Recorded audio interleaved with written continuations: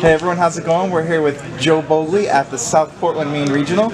Joe, how'd you do today? I did well. I finished in Swiss. I think it was X2 or X2 and 1. I probably would have top 8'd, but my opponent last round needed his invite, so I gave him. What a gentleman and a scholar. Without further ado, what did you play? I played Counter Trap Metal Foes. Ooh, nice. How'd you like it? Very, very well. The counter traps give a nice edge because of Ariande. So Yo, you yeah. want to scale non-metal foes your first pendulum scale, and then you gain all your effects just like with the magic. So. It sounds really good. Yep. All right, let's get to it. Sure. So I played the standard, all the metal foe monsters obviously, so you want to draw all of them.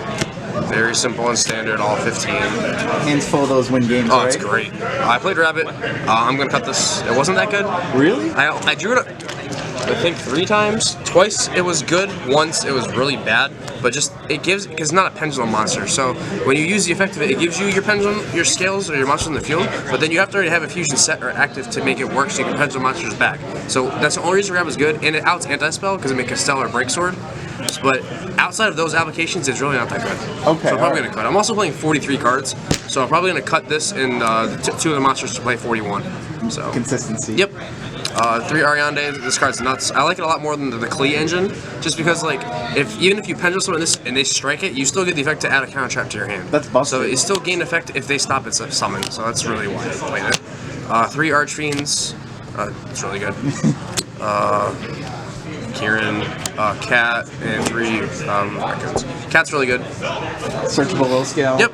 And then there's other applications that can do where if you're in a really good grind game, you just go like Babuku from Babuku, and the next turn do this for the last one. And if say you're still in the grind game, you go summon this, search this, and then you can like pendulum this and then get this to your hand. So it's like you resourced your whole deck out by 4 cards. So you really thin your deck out and make access to Totem Bird, Break Sword, or whatever cards you need. So. Very nice. Yep. And the last monsters are Maxis. I'm gonna cut these. These are crap. I haven't played since I haven't played for a few months actually. I took a break again. But I just started playing again recently. Shout out to my girlfriend. She actually bought me this deck for Christmas. Wow, that's a great girlfriend. Yeah, thank you. But I've had some of the cards, like most of my foreign cards I've had for years back, but I kept them. But these were not that great. I played against Water, 2 mirror matches, Blue Eyes, Teller Knights, and Domain Monarch. But Maxi didn't do a thing. It was usually just, I think I banished them all the time off the tires, to be honest. I drew it once against Water, and that's the only deck I want to draw it against. So, that's all the monsters. I think it's 29. Spells, 2 Painful Decision, 2 Desires, just so you don't draw multiple at times. Simple.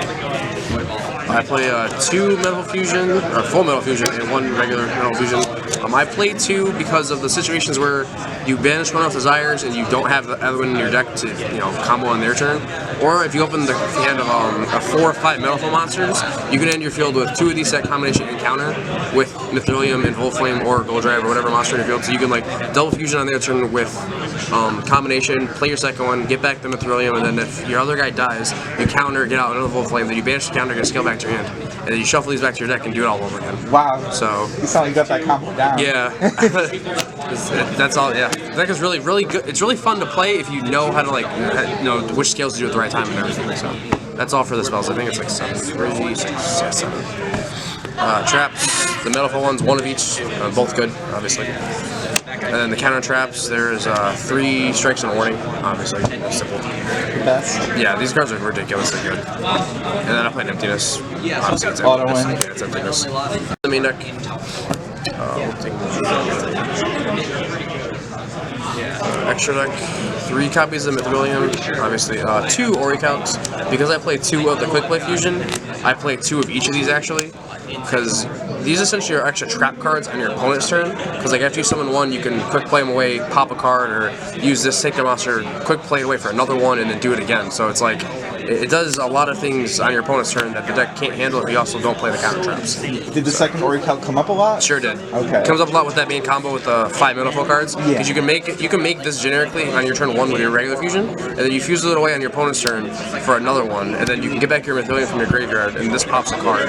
So it gives you a lot of access. And having the second one also gives you the double piercing. You can summon 2 of them and then just kill them. Like, it's just people play Gofu. I played against one guy playing Gofu, and he left 1 one token on the field, and then did something. I was like, all right, 5,600. Like that's more than half your life points. Oh yeah, and games. So, yep, exactly. So that's those, and then I played the one Adamante. I summoned this once just because I got Mathilium cherried by the Teller Knight guy, so I had to make this, and it was good.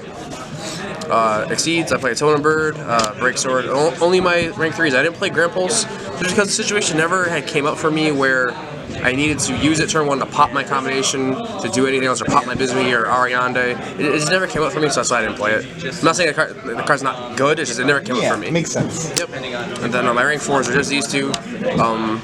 These are both obviously good. I didn't play Utopia or Lightning because I sided cherries actually, so I sided these.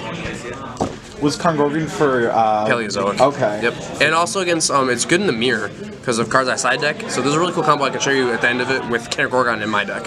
Oh, definitely. Which is also why Rabbids also cool, but it's probably gonna get cut. So there's those. In my side deck, I'll save this one card for last. I side 2 system down for ABC. 2 side blockers. This card is amazing. Turning off anything, to be honest. And I side 2 Jinzos. I side these over Denko because Denko isn't the greatest card against Paleozoic, but it does its justice. I feel like this card is just better because you can just pendulum summon it, and you can't do it with Denko. So you have to summon Babuku for your turn to get access to Kieran, and they don't have like a strike or warning or something. And if they mention barrier and call pendulum, you can still summon a guy from here, which is usually this, and it turns off their traps. So that's really smart. Yep. I side 3 DD Crows. That's interesting. This is busted. Dark Lords, Paleozoic, mainly Paleozoic to be honest. Like that's the main thing, because they go like activate one of their traps. You just chain this from your hand and get the other one in the graveyard, so their other traps can't be played. This trap isn't going to do anything, and then the one in the graveyard is banished. So they neg 2 just from you playing DD Crow. So it's really, really cool. Wow. Yep. And then, or you can do the same justice with Twin Twister, which I didn't play, which I might play, is they play their trap, you Twin Twister, and chain the other 2 back rows they have. So those ones are going to get chained no matter what, but they can't do anything because they're not in the graveyard yet. So you're going to hit their whole back row just from Twin Twister. That's busted. Yep. And then 3 Reapers, because I side this for the mirror, which I haven't seen a lot of people do, but I do it in my locals a lot. And it works a lot in the mirror, but I didn't get a chance to do it here today, so I don't know if I'm going to keep these. Probably not. And my last card is my special deck is Vector. Ooh, spicy. It's for the mirror or any pendulum-based deck. What you can do with this is you play Papal Decision and add it to your hand and scale it in the mirror match. And they can't play their deck. Yeah, that's GG right there. One of the cool combos with Kongorgan is it plays around Typhoon. Because like say if you open Rabbit or any access to make him generically, you can just scale this by itself, or say scale Bismugear, and if they try and Typhoon this, you can just redirect it to Bismugear and kill it and get a free search.